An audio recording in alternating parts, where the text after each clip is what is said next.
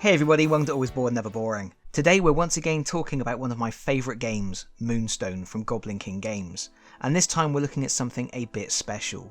This is the Goblin King, but not just your regular run-of-the-mill Goblin King. This is the special limited edition Coronation Chicken alternative sculpt of the Goblin King. This is an exclusive piece released to celebrate the coronation of His Majesty King Charles of England, and it was only on sale during the month of May 2023. So up front, I do need to let you know this miniature is currently unavailable. However, you may still be able to find one of these from some retailers, and occasionally Goblin King Games will do sales for leftover stock of exclusive miniatures. Having said all that, keep watching because I was sent 2 of these miniatures, and later in the video you will have a chance to win one for yourself. As you can see, because this is a single miniature release, it comes in a plastic clamshell rather than a box. It includes a unit card. We'll take a closer look at this in a moment, but do note the rules here are exactly the same as the rules for the previous version of the Goblin King, who came as part of the Rule the Roost troupe box.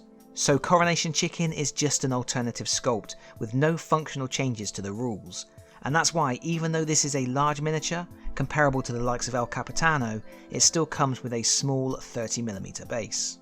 The miniature itself is on 3 frames. The first is the main body of the miniature. We have His Royal Highness riding on his throne, which has wheels, and there are 3 other goblins along for the ride. One sitting on his shoulder, one pulling the throne, and one pushing from behind. I get serious snotling pump wagon vibes off this miniature. On the second frame we have the head of the goblin from the front of the throne, who is rather distressed on account of being run over. We get the legs for the goblin pushing the throne, who is rather distressed because he's doing all the hard work, and then the king's special coronation crown, which looks like a nest decorated with eggs and a chicken's head. On the final frame we have the king's wildly flailing legs, the handle of his ceremonial whacking stick, and his original rooster crest headpiece, which is tied to the top of his throne so he can wear his fancy crown instead. We're going to take a look at this all assembled later in the video, and I will let you know I couldn't wait to get paint on this miniature, so I will be showing it fully painted.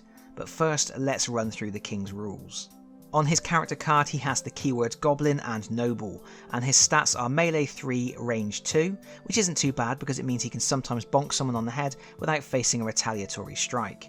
He is Arcane 0 and Evade 0, has 7 wounds and gets 3 energy as standard. Unfortunately, the king is also a weakling. That means all melee damage he causes is reduced by 1, and his harvest actions cost 1 additional energy. But you don't need to be strong to be the king, you just need a big stick. And this king has his Scepter of Almighty Power, which causes 2 extra damage on impact hits. Unfortunately, it also reduces slicing damage to 0. So the king may not be all that in a fight, but what he lacks in brawn he makes up for with loyal subjects.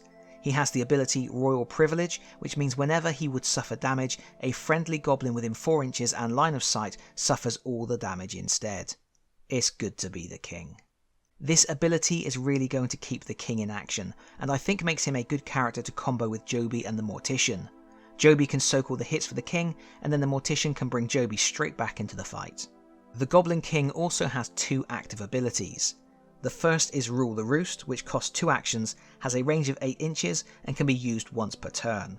A target goblin suffers 2 wounds, but gains 2 energy and activates immediately after the king's activation ends. If the target has already activated, then this is a bonus activation, otherwise it counts as that target's activation for this turn. This is a great ability, and I can see it being useful for giving Portly Pete a little boost. Portly Pete has an ability that says when he activates, he gets +1 melee attack and -1 evade for the rest of the turn. So if you activate Portly Pete, then use the king to activate him again, Pete is getting +2 melee and -2 evade, making him a very threatening foe. Finally, the king has the ability Gimme, which costs 1 energy and has a range of 2 inches. It allows the king to gain possession of 1 Moonstone from a target-friendly goblin. The king's signature move is on a falling swing, and it's called Grovel, Peasant.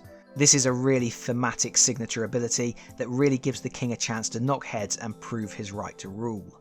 The attack is impact damage, so it's going to cause +2 damage from the king's scepter, but it also inflicts an additional 1 damage on goblins, and reduces all damage suffered from goblins to null. The next time El Capitano and his motley crew step out of line, the king has the tools necessary to put the pirates in their place.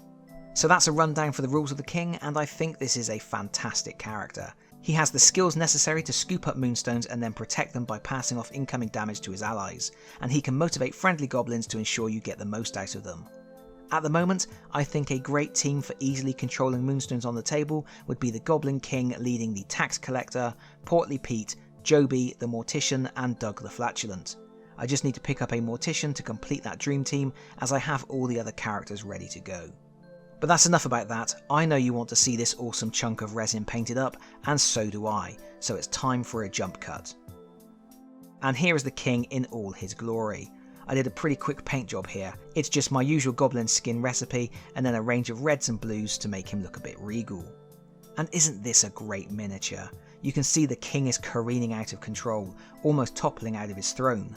There is a lot of excellent dynamic motion captured in the piece. The angle of the throne, the flapping robes, the flailing legs, it's all excellent. You may also notice that unlike another very famous Goblin King, this one doesn't appear to be wearing a codpiece, or any underwear at all. We have 3 goblins assisting the king, one is pulling the front of the throne, and unfortunately it looks like this one should have been wearing a codpiece because that's going to leave a mark. Then we have a goblin heaving on the back of the throne, struggling under the weight of the gigantic king. His efforts have caused the throne to unbalance, which is why the king looks like he's about to fall out. The final goblin is sitting behind the king, holding the crown in place and cheering gleefully.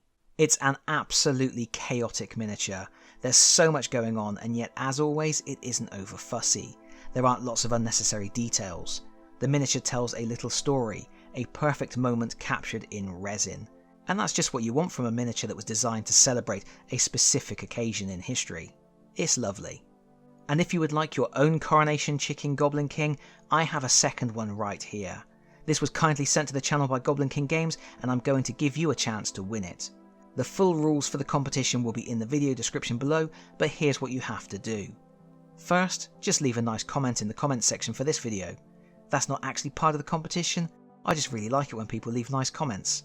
Then you will need to hop across to the official Always Bored Never Boring Facebook page, because that's where I'm hosting the competition. You will find the link in the video description below. Find the post with a picture of the glorious Goblin King, the one I just painted. It should be the most recent post on the page. Leave a comment there on that post. This is the important bit, because that comment is your entry into the competition. It has to be a unique comment, not a reply to someone else's comment, and be advised that while you can comment as many times as you like, only one comment will count for the competition. Plus, only the first 500 comments posted from unique users will go into the draw. Not that I would expect anywhere near that many entries anyway. On Wednesday the 16th of August 2023 at 9 PM GMT, I will use the website comment picker to randomly select one comment from that Facebook post. I will then contact the commenter through Facebook to get their address details so I can send them their prize. I'll post the winner on Facebook too. And that's it, nice and simple. There is no cost to enter, no requirement or obligation to like and subscribe or follow my Facebook page. Of course, I would appreciate it if you did all those things anyway. But that about wraps this up. Thank you as always to the amazing folks over at Goblin King Games for not only sending me out a boatload of miniatures for review, but also for providing the prize for this competition. And thank you for watching. If you liked the video, please consider pressing the like button. If you really like the video, please consider subscribing if you don't already do so. And hopefully, I'll see you all again very soon. Bye bye everyone. Bye bye.